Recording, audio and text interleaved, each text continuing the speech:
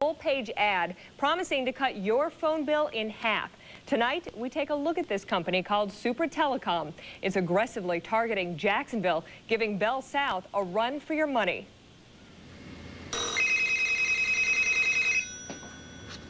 Hey, Mom, how are you? Looking for ways to tighten her budget. It's just ridiculous. Mother of three, Brenda Martin switched her phone service from Bell South to Super Telecom. She shares her first bill with us and is surprised by the savings, almost $50. We cut back on cable and cut back on a lot of bills, and you know, it's hard to get, you can't normally cut back one bill and say $50 a month. It's just phenomenal. Comparing bills, we see the savings in black and white. This is our Bell South average bill. It's averaging $75 per month. And this is our Super Telecom bill, averaging $30.86 per month. Super Telecom is the first local phone competitor to really battle Bell South for your phone bill. They're taking out full-page ads and hitting the airwaves with a simple hook. Bell South, Super Telecom. Half the price. Hey, it gets better. For business, Bell South, Super Telecom. So how can they offer these rates? Bell South is forced to share its phone system with competitors at cost. San Marco, Brian. Super Telecom gets to use Bell South phone lines, the same ones you use right now, even its repair technicians, and sell them under its own name. All that without Bell South's overhead. Supra is here to stay.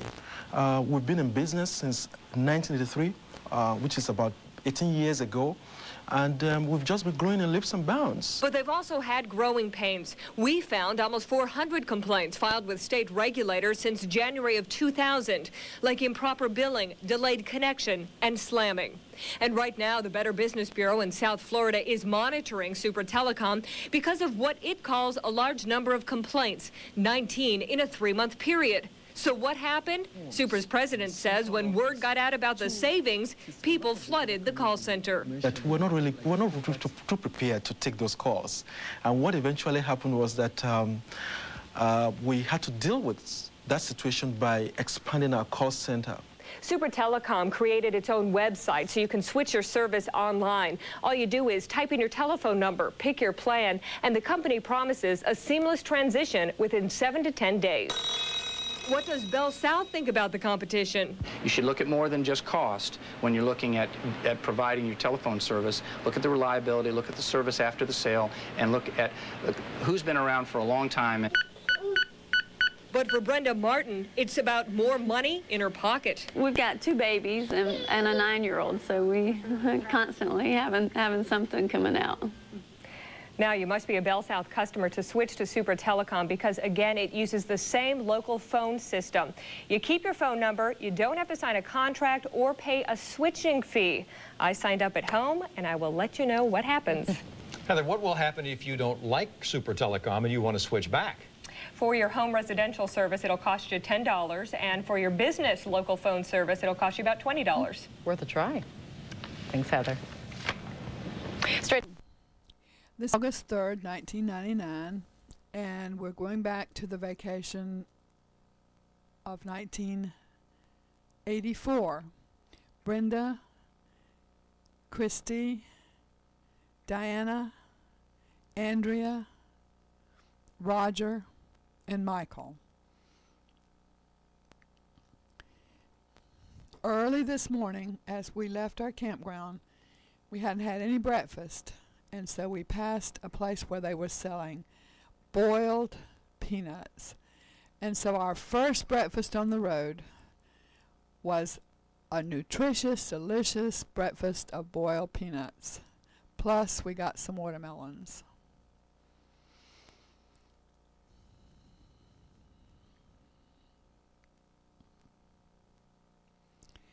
This is at a campsite somewhere on the way out west.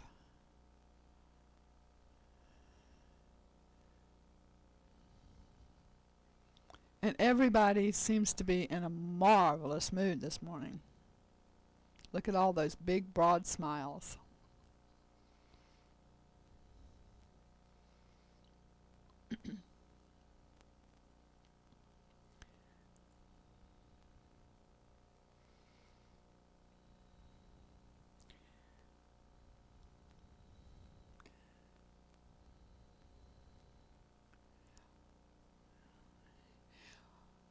We went in this Arkansas cafeteria, and I believe that this is where we had chili. It said red chili and green chili.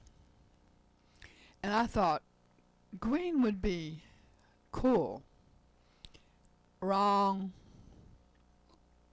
That was the hottest peppers I ever tasted. Now this is it in Red Rock, New Mexico. It's a campground and it's run by Indians. The only thing that we ever lost on camping trips, we very often lost toothbrushes because people would brush their teeth right by where the water faucet was, and they'd just lay their toothbrush down and leave it.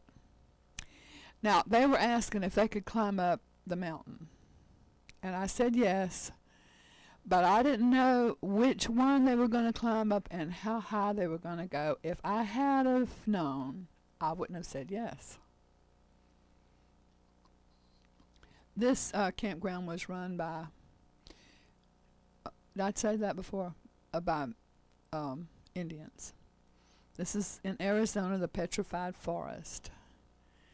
And all over the Petrified Forest, there were pieces of petrified wood.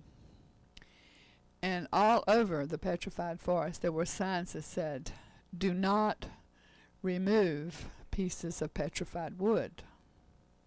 Against the law." So I just wonder how we turned up with brown paper sacks full of petrified wood. Law-abiding citizens as we were.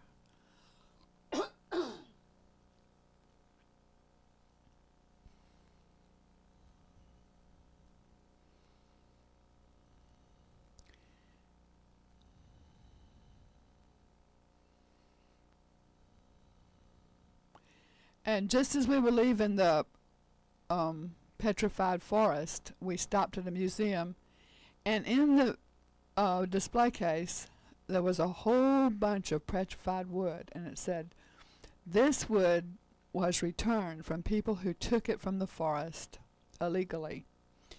And there were letters. "I started home with my petrified wood that I took illegally, and on the way home we had a wreck in our camper. Our camper was destroyed, our automobile was destroyed, I broke my arm. When I got back, somebody had run over my dog that my neighbor was keeping for me. My house burned down, and I lost my job. So I'm sending back the wood because it seems to have brought me bad luck." There's a whole bunch of letters like that. So the kids took their petrified wood and threw it out of the car window just as we were leaving.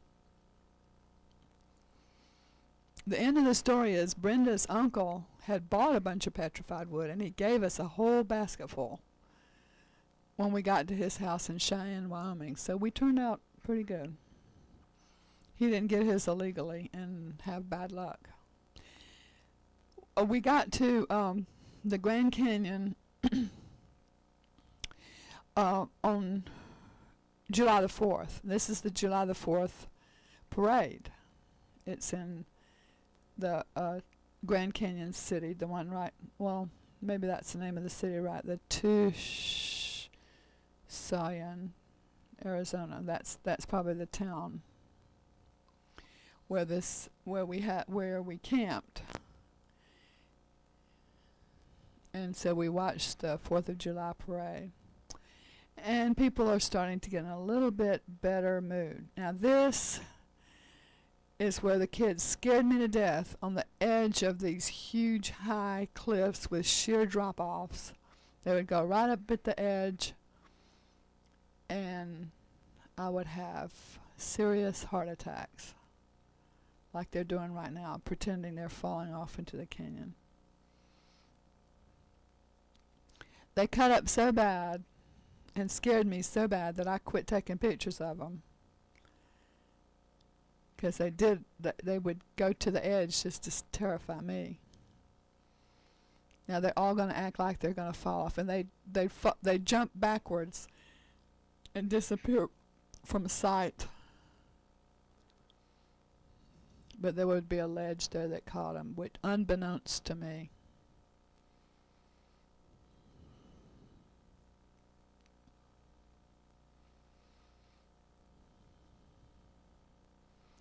Everybody has cameras, and we got a lot of pictures of clouds and chipmunk holes that the chipmunk just ran inside.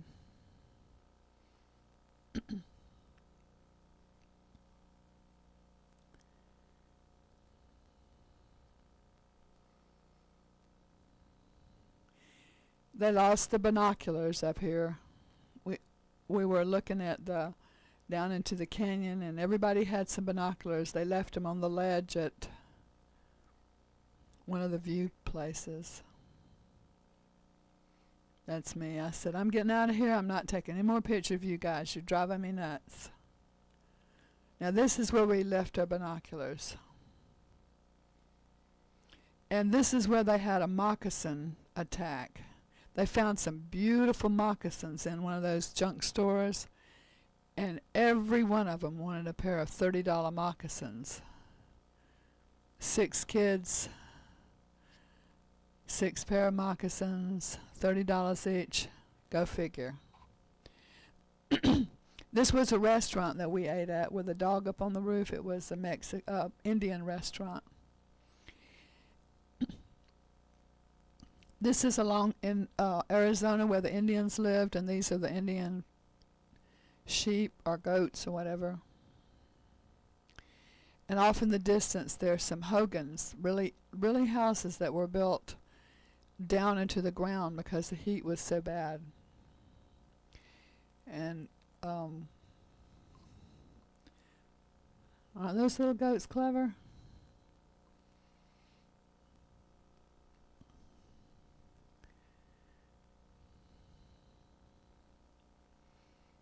These huge rocks look like if you just shove them a little bit, they'd just fall right off.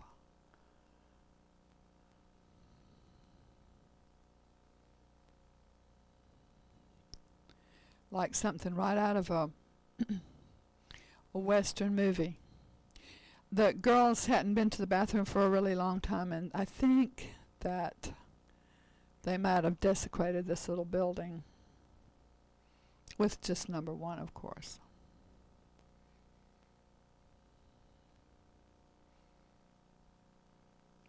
Now, why should I mess up beautiful scenery by telling a story like that? True as it may be. Someday, I'm going to get the kids together and have them put their memories on of what they remember about these places where we stopped. Or they may be like Roger. Yesterday he said, I try my best to block it out of my mind. And I thought we were having fun.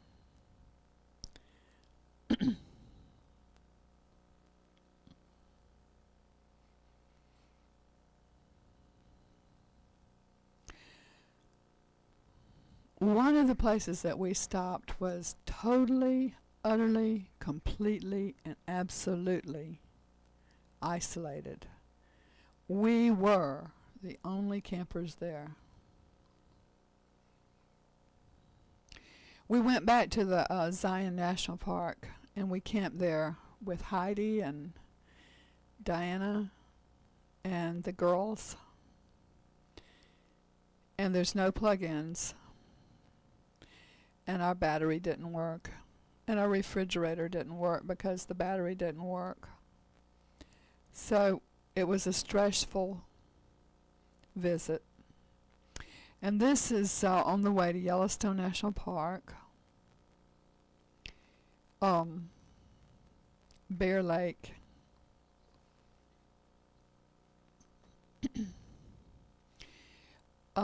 Andrea, Diana, Christy, and Brenda slept in the trailer, and Roger and Michael and I slept in the van.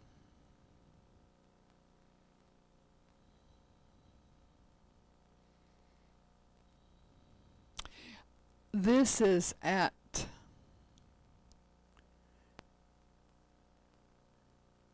Yellowstone National Park. These are the Grand Tetons in the background.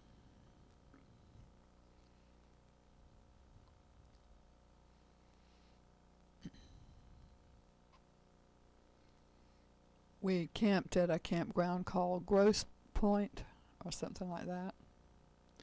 And Brenda was picking wildflowers, which is illegal. She would, everywhere we went, she loved to pick flowers, and she loved to have a bouquet of flowers sitting on our camp table.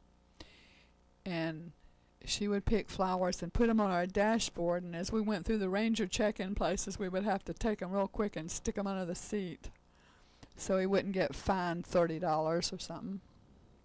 She's picking some more. They did make our camp table look cozy.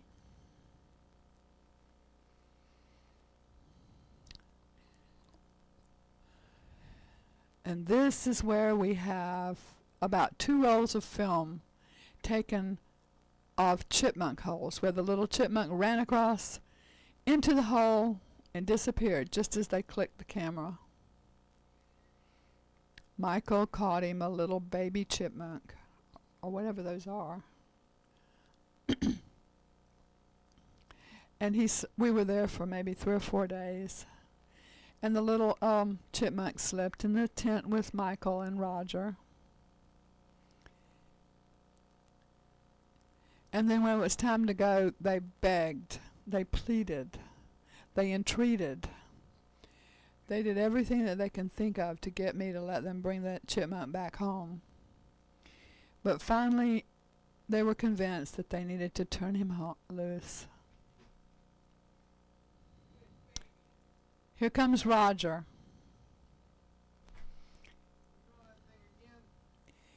Isn't this beautiful? Look at this. What do you want to do with this? With what? Oh, I don't know.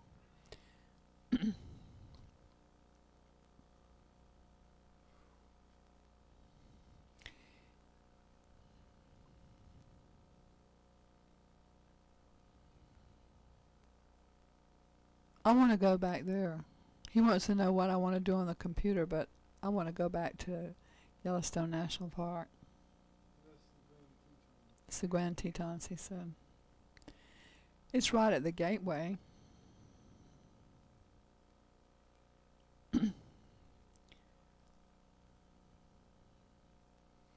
They're going to flash us again. That was your thrill for the day. This is when we let the chipmunk go. Everybody was so sad. Except the chipmunk.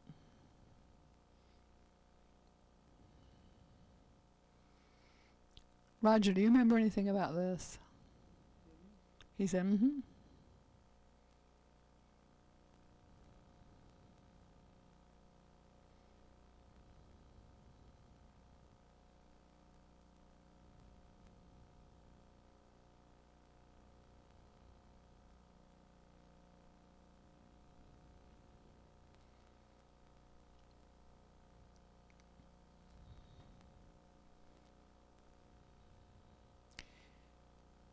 My mother and daddy were married in 1932, and they went out in the little homemade trailer, and they saw Old Faithful erupt.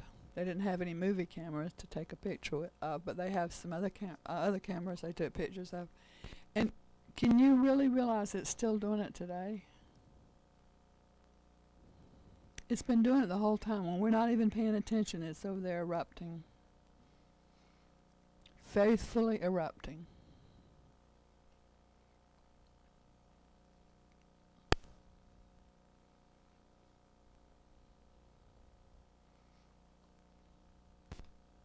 What was that? Parking lot.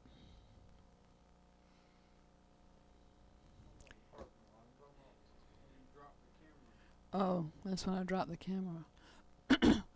We all got ice cream.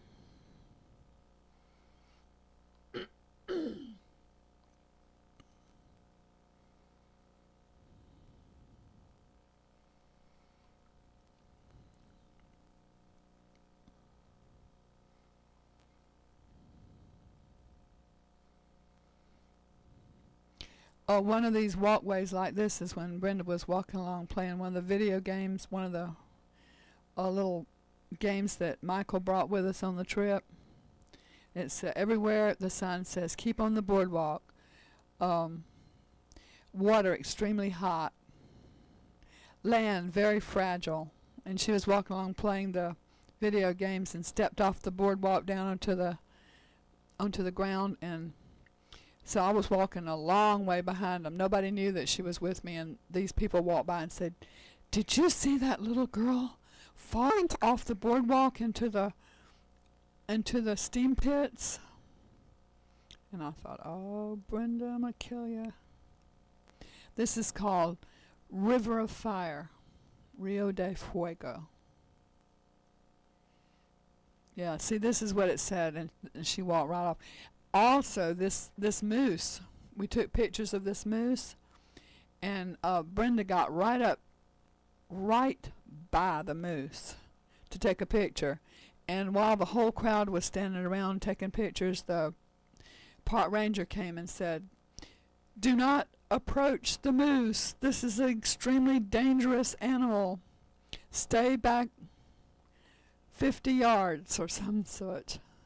And Brenda had been within 3 feet of him.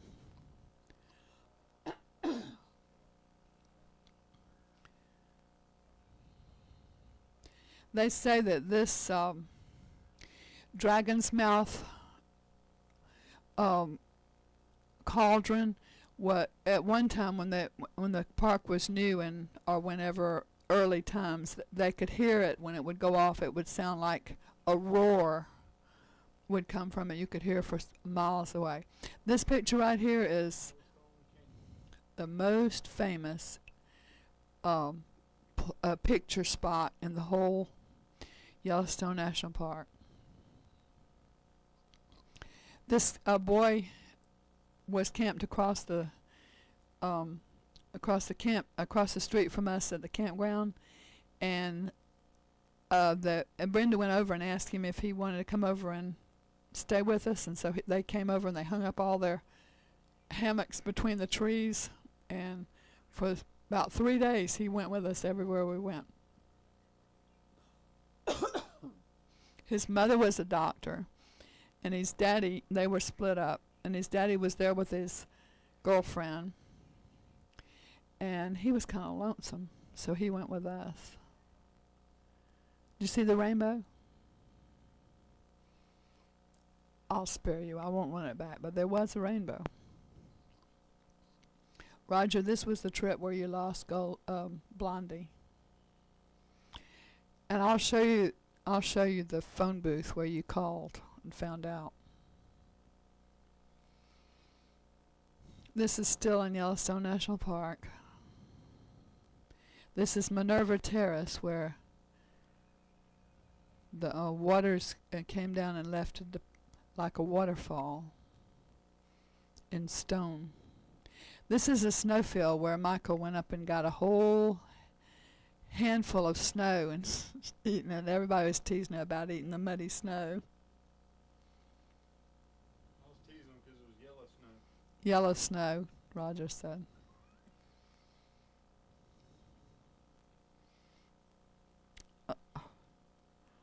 Oh no. There's my Donald, my Daffy Duck.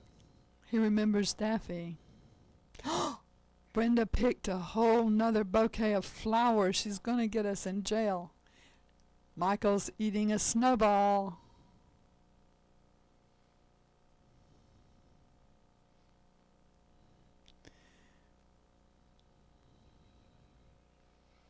Let it fall off.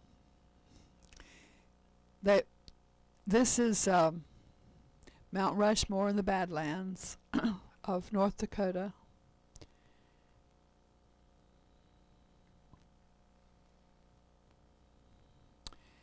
A person can stand in the eye socket. This is the telephone where Roger found out about Blondie. Remember that? They have lots of herds of buffalo and wild animals in the Badland parks. You had to get a picture of the one scratching his snarl. Oh, yeah. we didn't see a bear. We didn't get a bear picture on this trip, but when Eric went with us, we got a picture of a bear. This is a burned up bus. It caught on fire, and all the people had to take their suitcases and everything out. This is there's a drugstore out there called Wall's Drugstore, and it's famous because it used to give water to people that were traveling through the Badlands. The Badlands landscape is like moon landscape, very, very strange and weird, and it's isolated. This is not a very well, it's in the Dakotas, and so you know the Dakotas are where not many people go up high in the United States, and it's a very lonesome, empty type park. Christy and Brenda, Michael, Andrea and Diana and you. 6 kids and yo mama.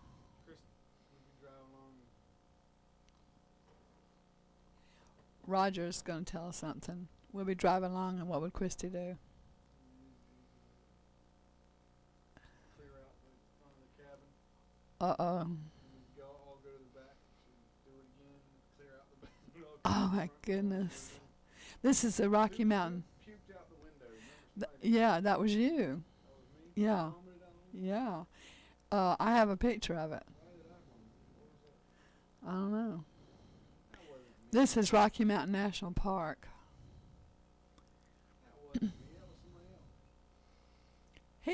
Roger remembers all the gross parts, like when Christy passed gas and when somebody puked out the window. And all this beautiful scenery, that's what he remembers. I remember the memorable parts. The memorable parts. What are those called? Marmots or something, right?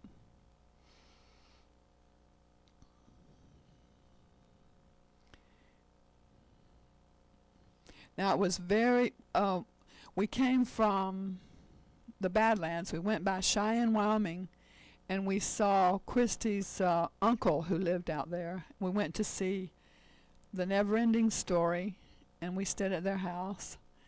And then we came to the Rocky Mountain National Park. We don't have any pictures of Cheyenne. What is it doing that for? Oh. They slid down this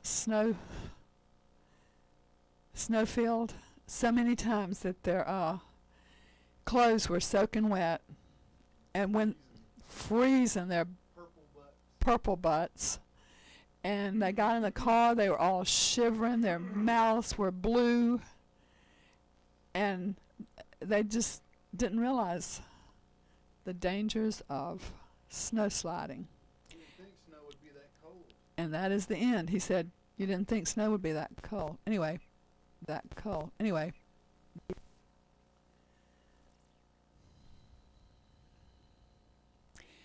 this is the next year. We went ahead with the whole vacation as Don had planned it because it was so well organized. We just thought we would do better if we just went ahead and did exactly what he had had in mind. And it worked. And the next year, the girls, in 1983, I think there was the Appalachian Service Project, and Andrea and Diana went up, and they were up in Kentucky working on the Appalachian Service Project for the week. This is a friend of Roger's that went with us. His name is Jim Sheffield. And we met Joan and Harry. We met Harry and Michael and Kevin on the Skyline Drive. Joan and Lisa and Diana didn't come up to meet us, but they met us up there. And we picked up Andrea and Diana and Brenda at Kentucky. And this is Sliding Rock. We can't seem to ever go through North Carolina again after we found where this is without going there. It's like a tradition now.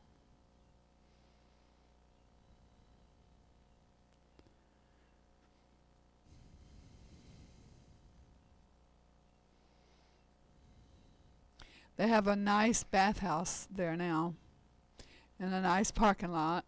When Don found it years ago, there was nothing there except the Sliding Rock and a place to pull off the road. Now they have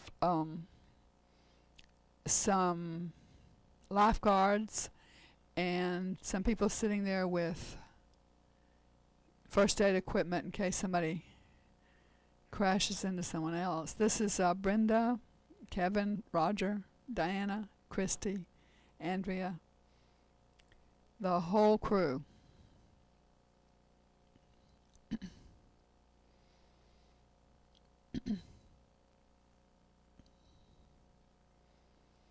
Michael, Kevin, Roger, oops, it's acting gross.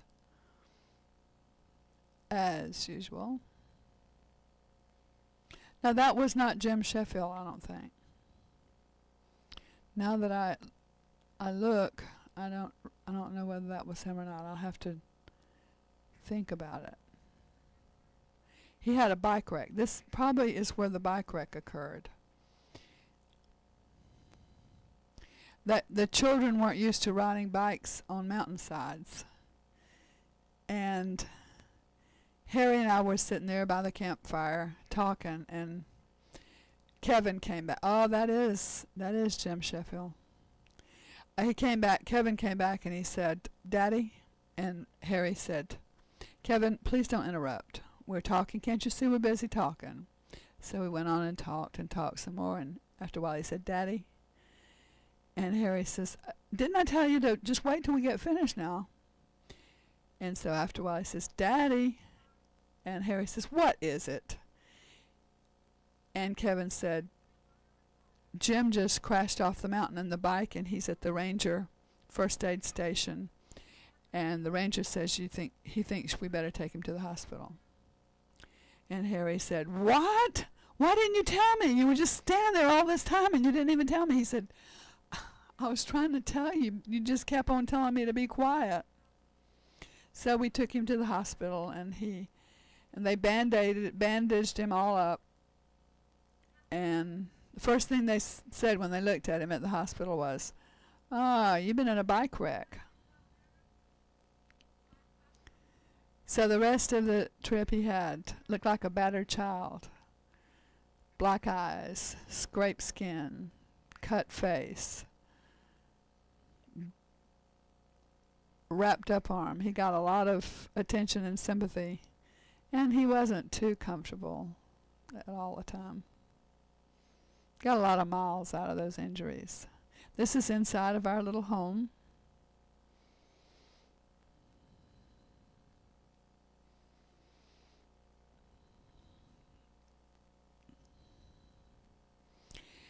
Those walkie-talkies are right in the office right now in a box, and I'm thinking, I look at them every once in a while. Oh, look at his eye. Poor kid.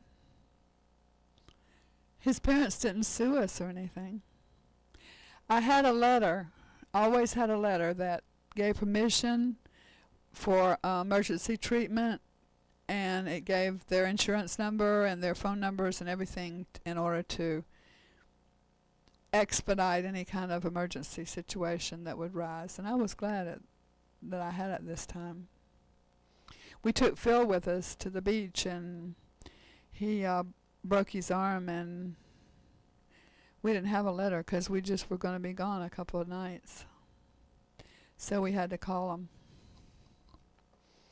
And there was a delay in getting his arm fixed. This is the Skyline Drive. Very beautiful. We camped up on one of those mountain campgrounds, or a few of them anyway.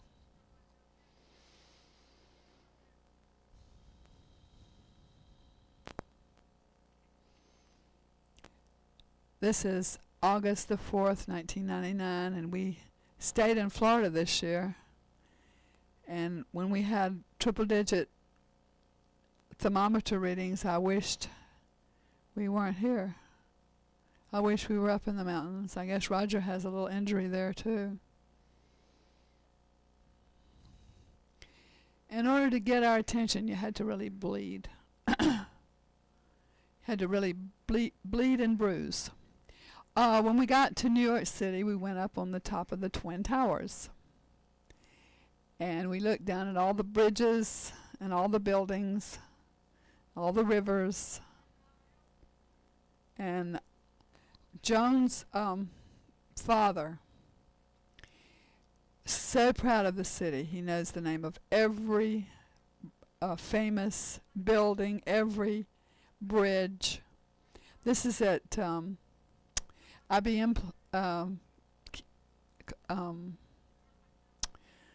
Country Club, IBM Country Club. It's right on the river, and they have a wonderful playground, a wonderful picnic area. They have sailing out in the sailboats, swimming in the lake, picnicking, and places to cook your food. We took our picnic lunch out, and the kids had a real workout on the swings and the slides and the seesaws and everything. Don would have loved this place. He always tried out all the play equipment. He and Eric are alike in that they're both big kids. Never get tired of playing.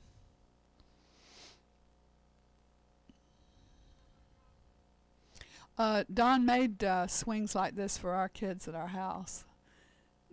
At first, when I saw these swings, I said, "Oh, that's the one Don made." But this is the IBM Country Club.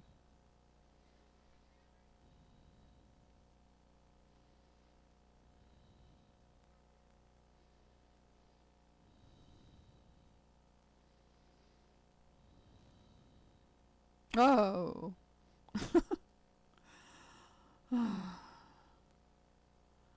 Was that Jim? Trying to add insult to injuries?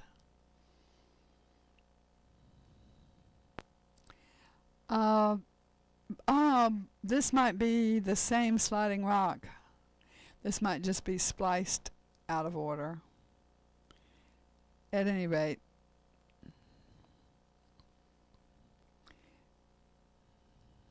been there, done that, and gonna go back and do it again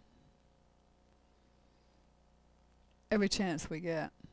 I go back and watch them.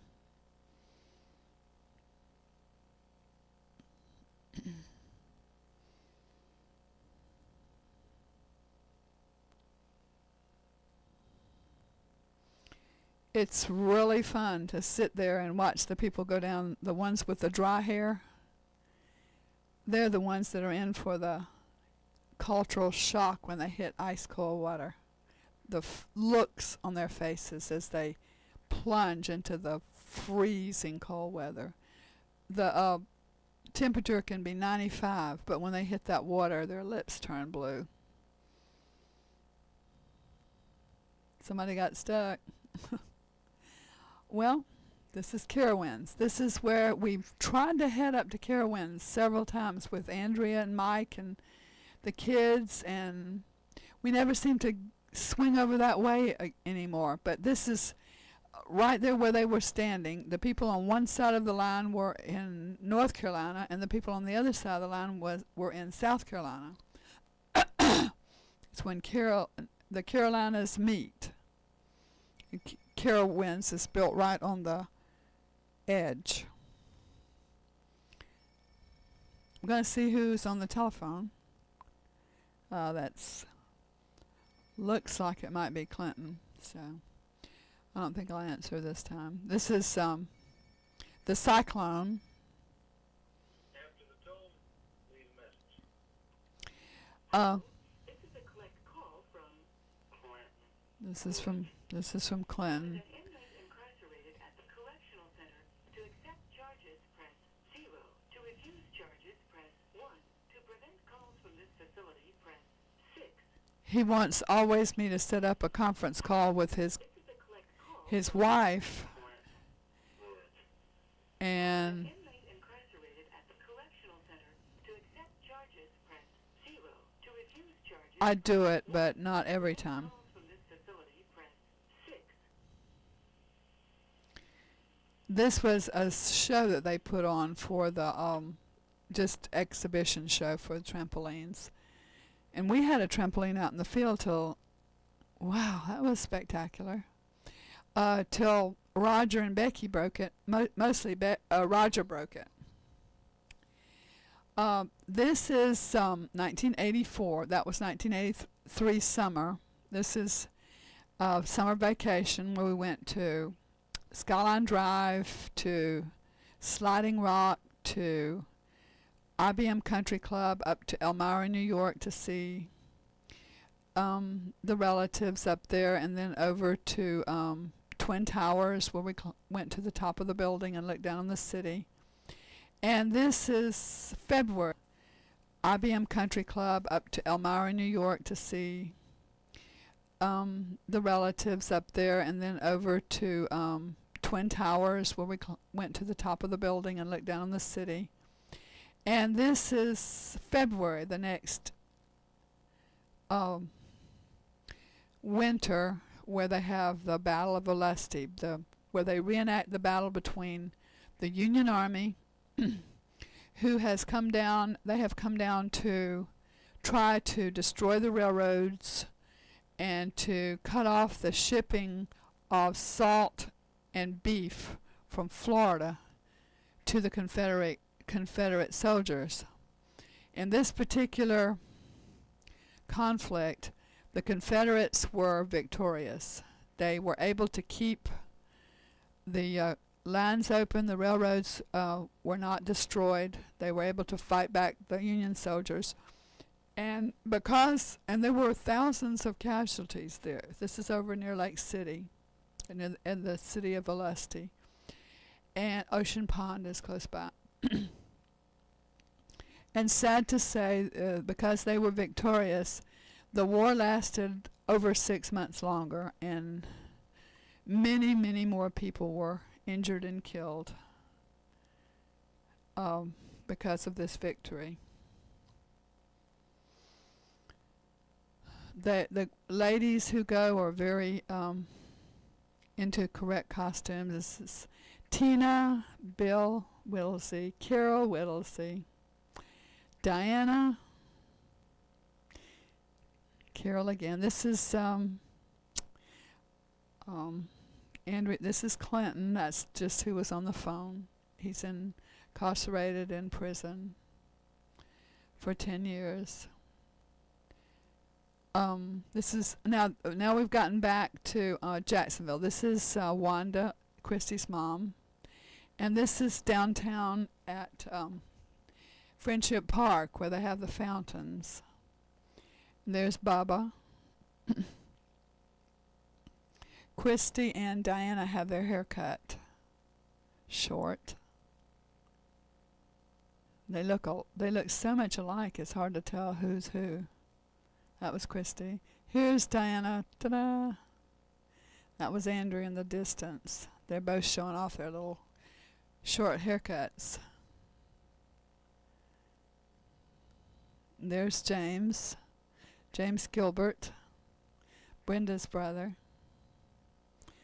This is a trip to Disney World. The kids all went down. That was Paige. The kids all went down to Disney World, and I let the kids carry my camera around. That's Clinton and Andrea in the racing car. This is Andy and Susan, Doris, Andrea, and as usual, they just spread out. It says, "Do not bump cars," and you see what Clinton's doing. He's giving everybody that's Roger. He's giving everybody a little boost by bumping them. The kids took the camera, so they took a lot of pictures of feet, legs, sidewalks, butts, and other things of interest to them. The photographer is a little bit erratic. I don't know who it is. This is Christina Smith, who I tried to say her name a minute ago. I missed it.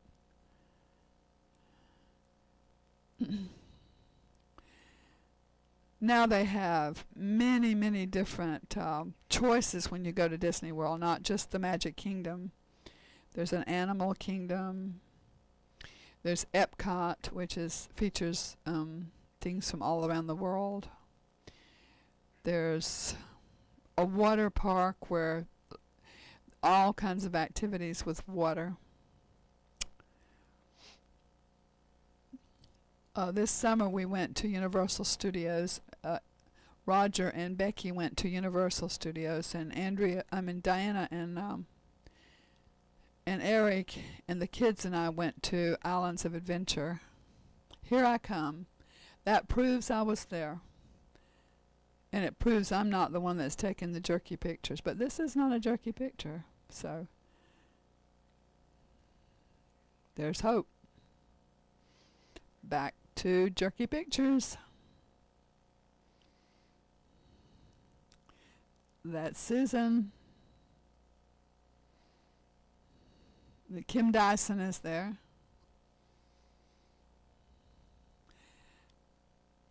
The kids will have to tell you the names of some of these other people that a lot of the people came to Mr. Craig's funeral.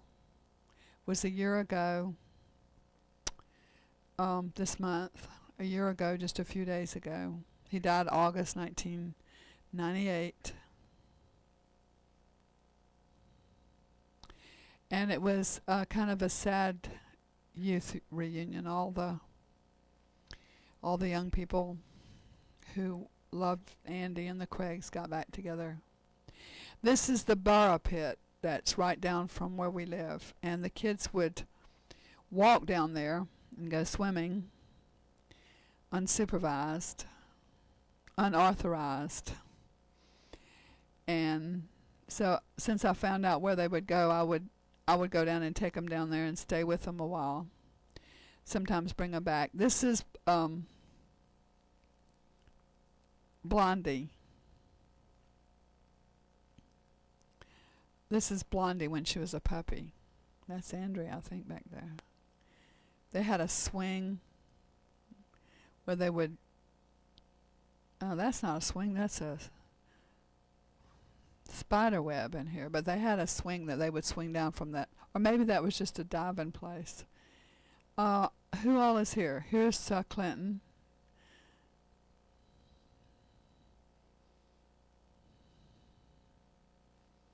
If I'm right in the middle of something when he calls, I don't answer.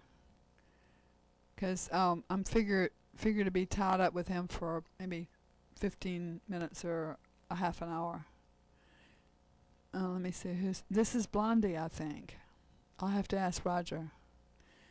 And this is... I think that's... Oh, this is not a real clear picture. This is Roger and Blondie. This is the coal-fired generating plant before they got it finished. This is Carol, Lance, and Christy, and it looks like we're going to have a little storm in the background.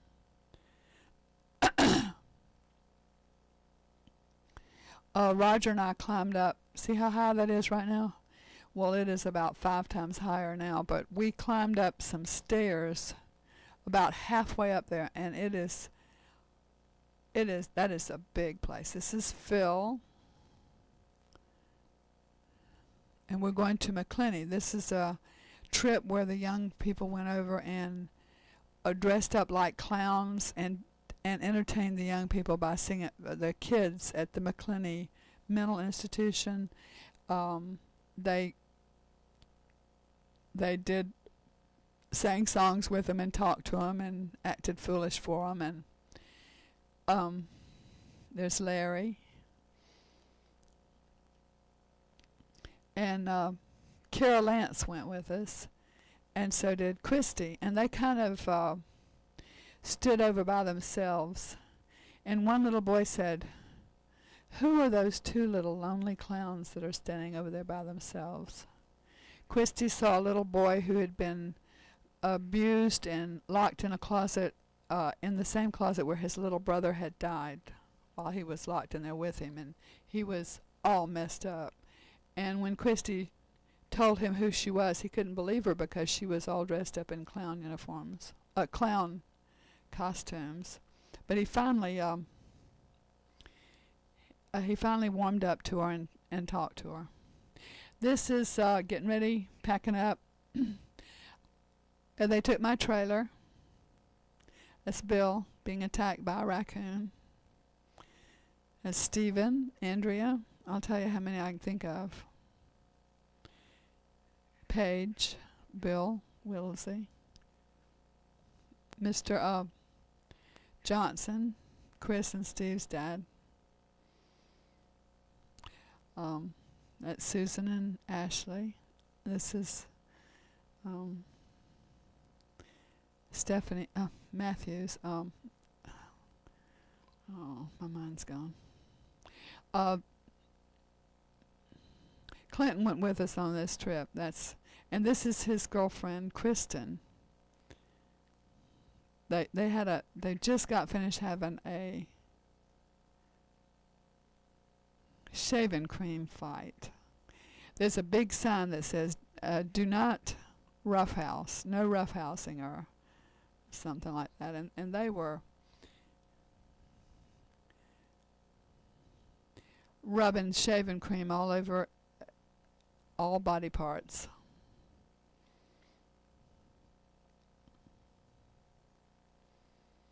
This is at Stone Mountain, Georgia. Did I say that? They went around and sang at different churches, about 5 or 6 different performances. That's Clinton. Kristen's wiping Clinton off.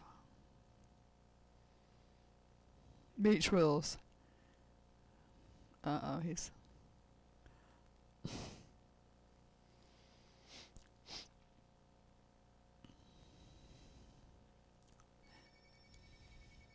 That might be Clinton again. I think I'm going to talk to him, if it is. Nope, it's an unknown name. So since I don't know who it is, that's TJ, something like that. This is Kim Dyson, Paige.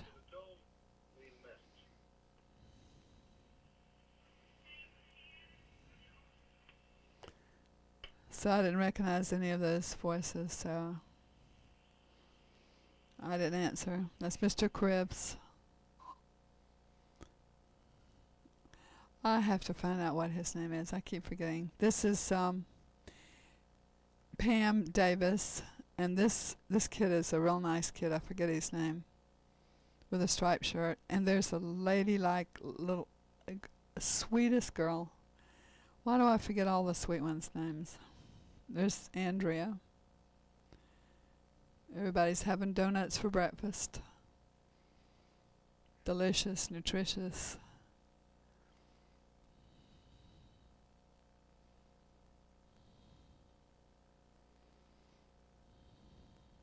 There's Brenda. Hadn't seen her for a while. She's probably been asleep. Oh, this is such a little lady. She is so... Oh, he made Kristen spill that water, or milk, or whatever it was. This is at Living Waters. This is Wayne Wyatt's folks' beautiful retreat up in the mountains. And this was a very high experience for us. Wayne's mother is very spiritual, very, very in touch with human need and humanity, and she prayed individually for every person in the room. And when she came to Clinton, she didn't know him from anybody, but she said, in her prayer for him, she said, "Dear Lord, you know that this boy has known a lot of pain, and I ask you to be with him and help him to get through and to overcome." It was so exactly what... Oh, there's Bubba. Here's Wayne Wyatt. Here's Eric. And Andy is carrying someone. Ashley.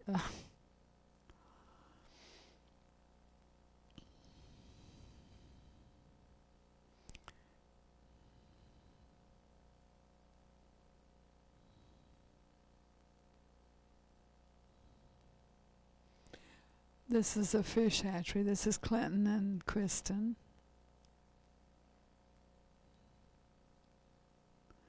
These were very good days. Happy times for me. I'll have to ask the kids how they felt. It's hard to tell what kids are going through or what they're feeling. There's Jack. I thought that was Jack Salser, but I guess not. He went to the Appalachian Service Project.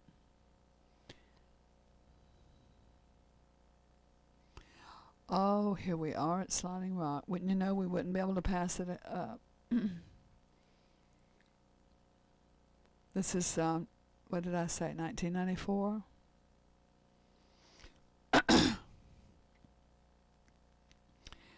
1994 is the Celebrate Life trip.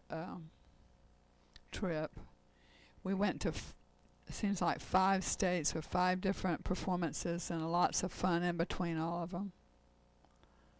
That was Eric. See, even she's a ladylike coming down with the dry hair.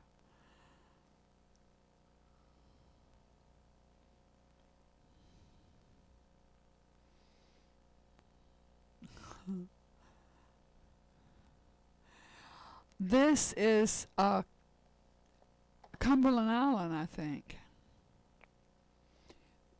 This is it might be on our way home, or we might have gotten home and gone back up there. We had so many activities, it's hard to remember. This is Joseph Robertson, and this is Chris Johnson and his girlfriend. I've got to remember what her name is. It'll come back. Don't worry.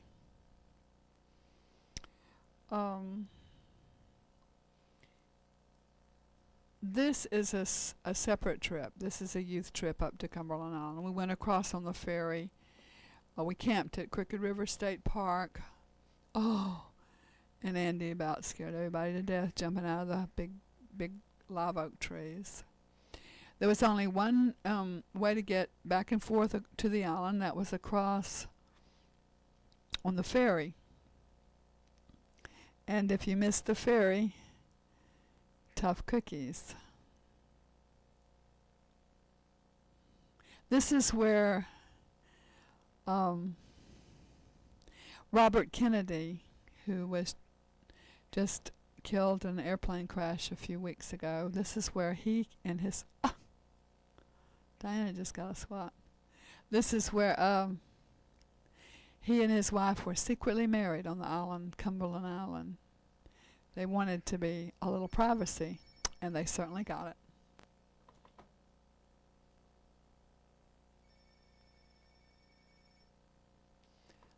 This is Clinton, but I'm not going to be able to answer right this moment. I'm going to shut everything down and be back. After the tone, leave a message.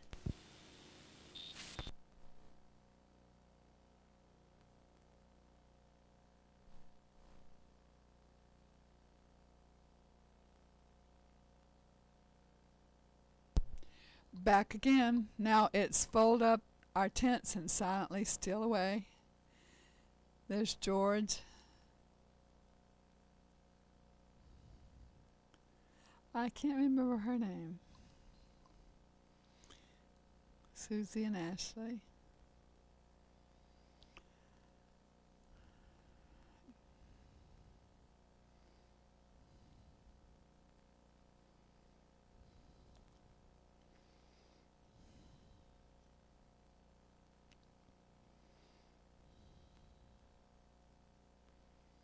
Oh, it's Hershey bar time. This is Kenny Takas.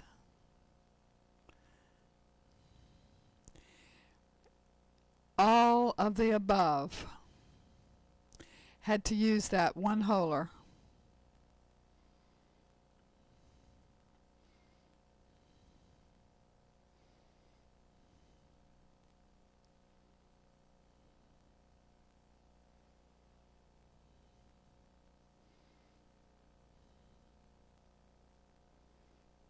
Oh, Andy's embarrassed.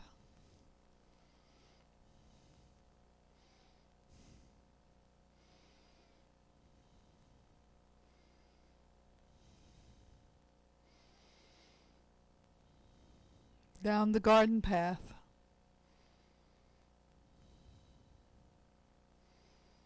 The joys of camping.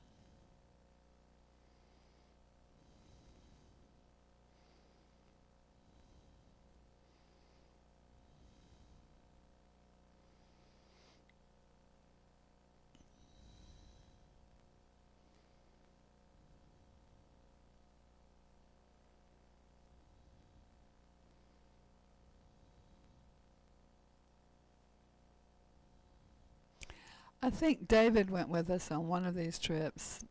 Not this one, probably. I don't see him. The little deaf boy that came and stayed with us in the summers. We had communion and sang a pretty song.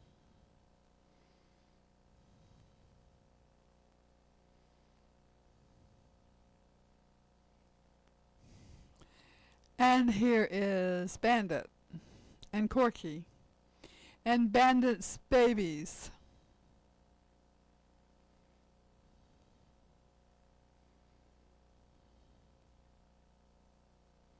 I'll have to show Becky these pictures.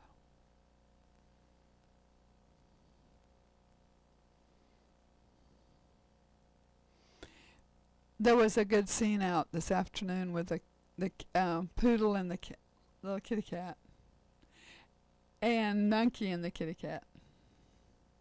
Now that is a beautiful cat. She's a calico cat with long fur.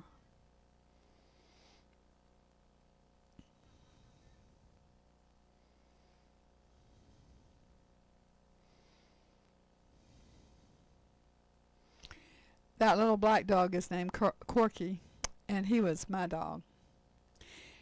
That is a Doberman named Lady.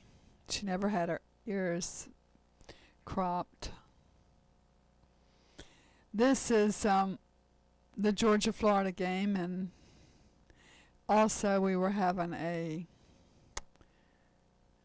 bazaar or something like that, selling stuff, and they made out like bandits selling the balloons to the Florida-Georgia group. This is up at Aunt Maybell's, and Joe Jane is there, and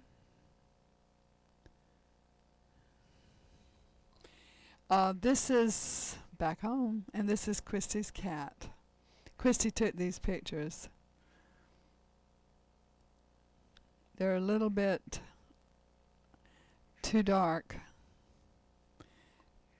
but I didn't know whether Christy had any pictures of her cat or not. She raised this little kitty cat from the time it was almost before it had its eyes opened, and she fed it a bottle, and she dressed it up in doll clothes.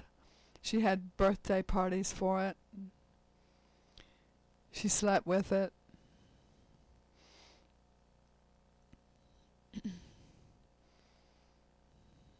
She adopted it. This is at the Family Life Retreat. The church got together out over. This is Bill. Wayne has his guitar. It's Henry Porterfield. This is the Chamblises. Francis Porterfield. Dee, Ashley. The Russells, Fred Russell and Karen Russell. This is the preacher's mother. Mima. This is Lily Craig. Oh, this is one of Ma's good friends.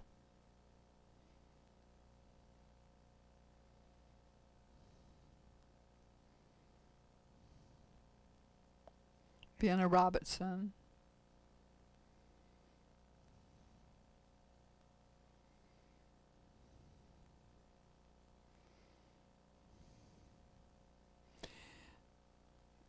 People went canoeing, and I heard that Clinton got in the same boat with Mrs. Boyd. Can you imagine this picture? Oh, there's Bill. He's looks like a little midget.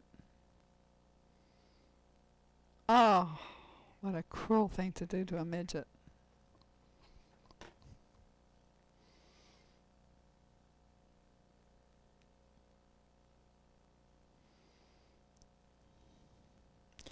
Brenda was shopping this weekend. She was looking in all these little gift shops for a present for her mother. She didn't get to see her mother all the time, and her grandmother, I guess.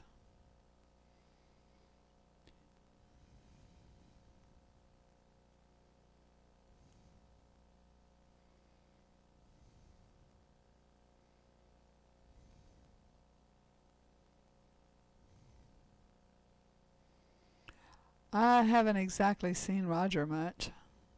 This is Ashley. So coordinated. No one else anywhere on that whole campground could do that. Bill started out pretty good, but he had a terrible accident. But Andy does it all the way down every time. He can climb up the highest tree and do the most death-defying physical accomplishments. This is little Matthew.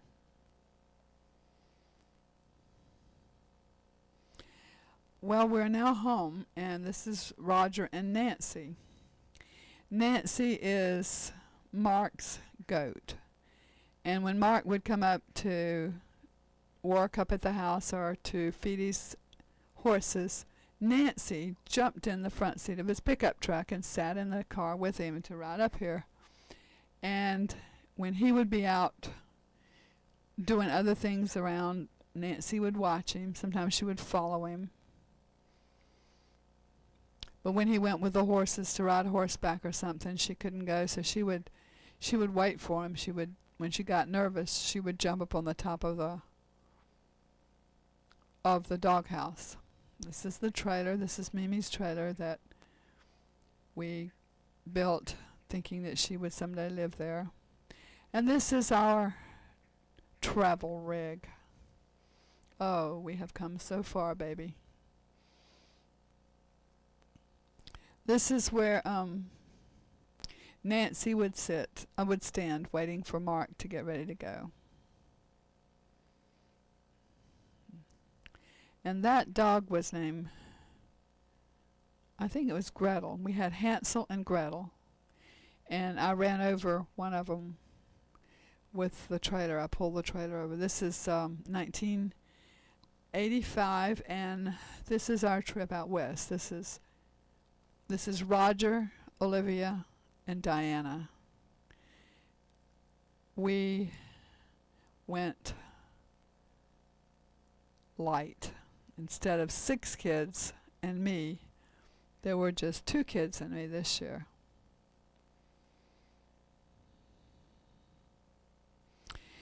This is the KOA campground near Fort Collins. No, near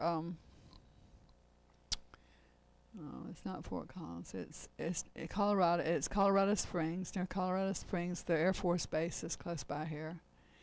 This is the Arkansas River.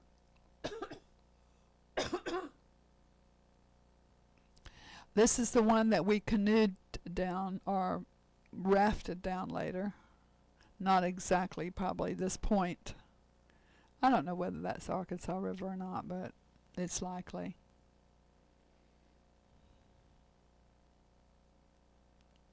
On a wildlife, to a wildlife preserve, and we got to see some animals.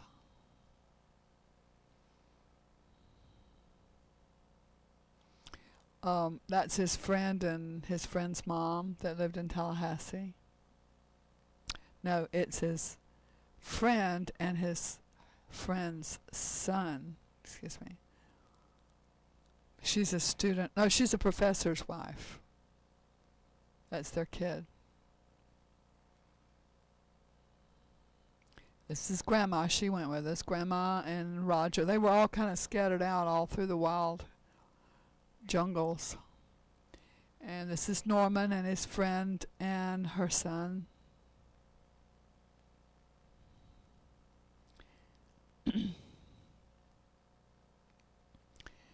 I think maybe Carol Lance went with us, but I'm not sure. This is Clinton.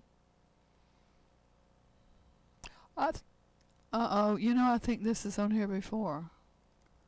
Or maybe it's on another one that I did. Maybe I rewound it to a point where both of these are on here twice in a row, and I'm saying the same thing twice in a row, and I thought it was, oh, wouldn't that be bad? Because I do remember, Well, thank goodness for the fast forward. Fast forward. That is Diana. I thought it was Christy. Diana and Grandma of the beautiful flowering tree. And this was just on here yesterday. Oh my. And Clinton's cutting up. That's Carol. I'm pretty sure it is. That's Carol. Oh my goodness, this is on there. This is twice.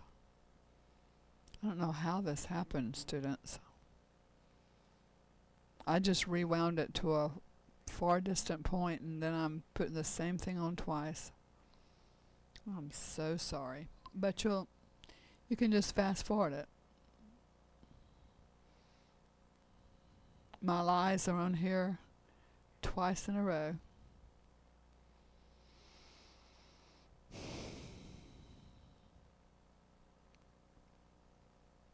Since I've already made all these comments, oh wow, I'm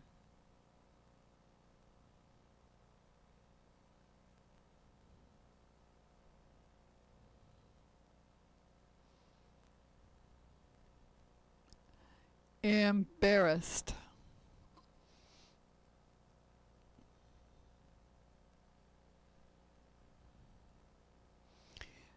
I will have to show this film over again to see exactly where I started duplicating. I got confused because I put some of this on the tape of another tape.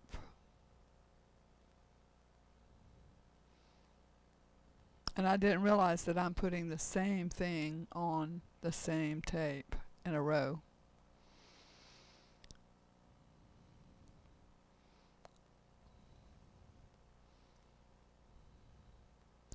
But it also means that we're going to run out of tape, run out of video before we run out of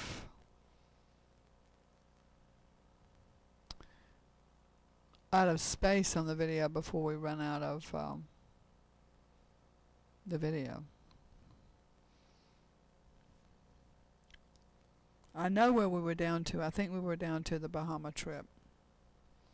I've never gotten as far as the May graduation yet. I know that.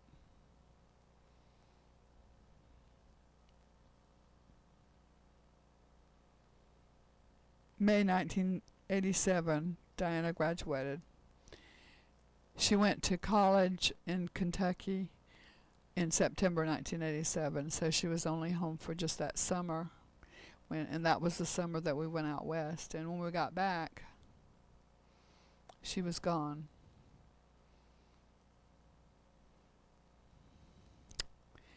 And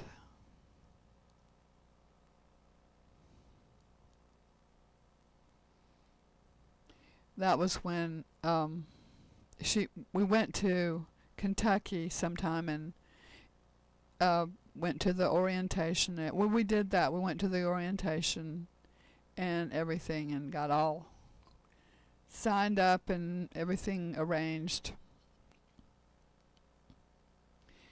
And so one night I woke up and I realized that Diana was going to be leaving to go to college in September 1987, and that she would never come back home again. And so I got up and I couldn't go back to sleep. I just kept thinking about it and thinking about it. And I got up and I started walking through the house and crying. Roger was sitting there watching television, and he said, "What are you crying for?" This is the trip at Brandon, to Brandon. This is where Andrew was a counselor at Brandon for the summer. And these are all the other counselors. She was there for 6 weeks. I don't know whether that was 1986 or 1985 or 1987. Now, we're back home again. And I don't know whether this was on this tape or not. It just was very, very... These are baby puppies, but I don't know what kind of puppies. That's David, who is a deaf boy. David LaClaire.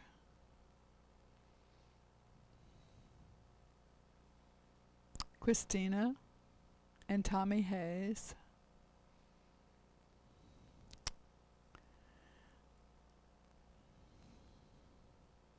This is the snowy day in January. But I was walking through the house crying, and Roger said, "What's wrong? What are you crying about?" And I said, "Diana's leaving, and she's never coming back." And Roger said, "Mom, you've known that for months. Why are you walking around crying about it now?" And I says, "It just struck me. I just realized it's for real." And that little tree out there that had all those ropes around it, we had to had to keep ropes around it so that the cows wouldn't eat up the tree. Now that's a big oak tree. And all the kids, it's probably on here, but Teresa's little bug, she woke up and it was covered with snow, and she drove so carefully with all the snow on it so it wouldn't fall off. And she got up here and everybody started grabbing the snow off of her car, making snowballs, and she said, "I was driving so carefully so it wouldn't fall out, but now you're making snowballs." Now that trailer is sitting out somewhere that I don't expect it to be sitting. Is Joyce living with? Yes, that's probably Joyce's dog. That's probably Joyce's dog. That's probably Louie. One of those dogs is probably Louie. And now the snow is gone. We might truly get to graduation day on this tape. That's my Corky. There's Corky and Thor. I was up in Ocean Way. This is up in Georgia, the cemetery. I was up in right past Spalding's feed store, and that's Aunt Maybelle. And this is Ridley's cottage up in the woods. Now we're back in Mark's writing. But I saw a white. I can't think of the name of what kind of dog Thor was, but. And I stopped the car, and I pulled up, and I opened the door, and I started calling him. And this man walked up, and he said, "What are you trying to do?" And I says, "My dog, he's strayed away. I'm trying to get him to get in the car." And the man said, "That is not your dog. That's my dog." Looked just like Thor. I thought Thor was kind of stupid. He'd get lost. He wandered away. McHenry gave him to us. So, anyway, I felt like the man thought I was trying to steal his dog. Well, we had one just like him at home. Now, what happened to her leg? Mark must have hurt her leg.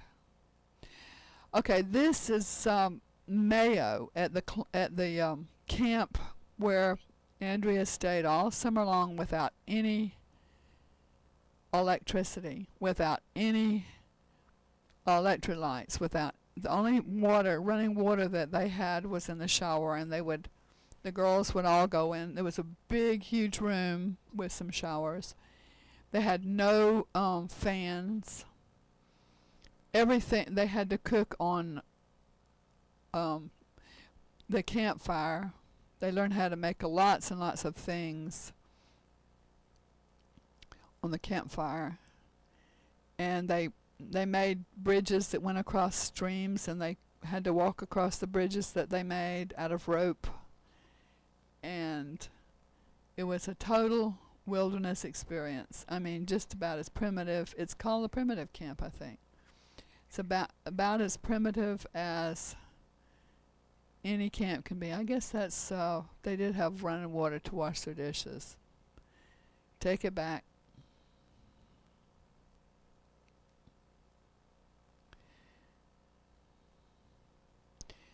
But as comfortable as Andrea liked things to be, that was some sort of ordeal. They had a really good lunch. But when I went down there and saw how they were living, it was, and this is the river or lake where they go swimming, tubing. And they all went into the water, and I guess I left.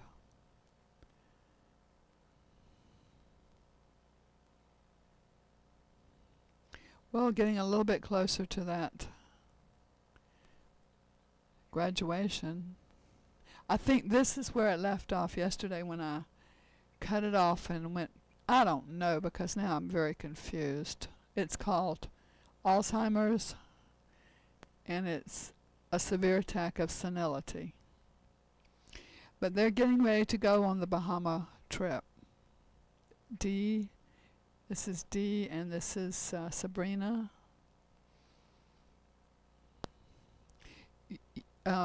You kids will recognize people better than me.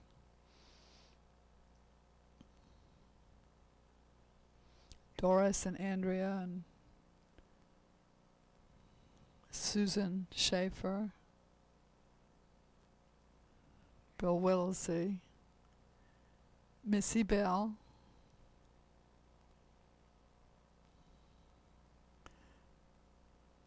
Brad White,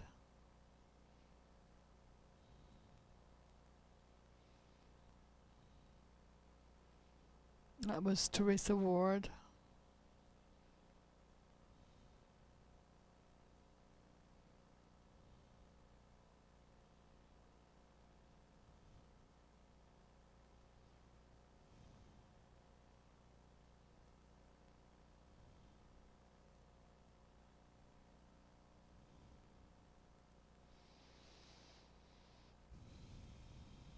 this is the send-off. Everybody's going to get on the bus and go down to some place where they get on the airplane.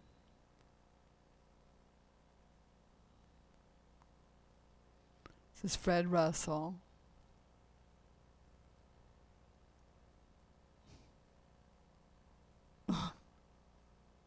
Oh yeah, I remember. She had a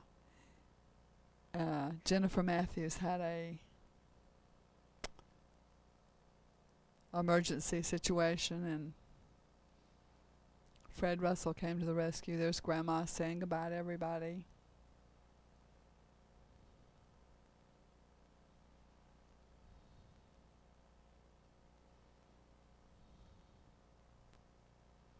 Stephen, Ramona, Roger.